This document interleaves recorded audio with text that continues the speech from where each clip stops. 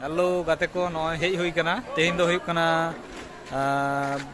विश्व आदिवासी दिवस 9 अगस्त 2025 आदो बांधवान ब्लॉक रे पाला हुई कना तेहिन दो उद्यापन 7 अगस्त खना 10 अगस्त हारि माने पुन माहा उद्यापन हुई आरकी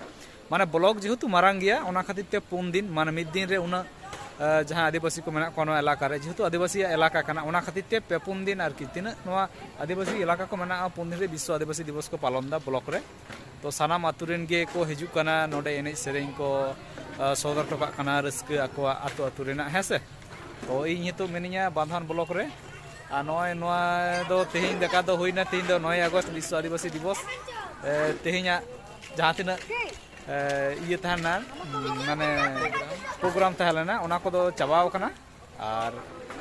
गपा हाँ आरो हुई 10 तारीख रे जेहेतु 10 तारीख रे मुचुत गपा हाँ आरो उनका को ᱧᱟᱯᱟᱢᱟ तो सानाम को गे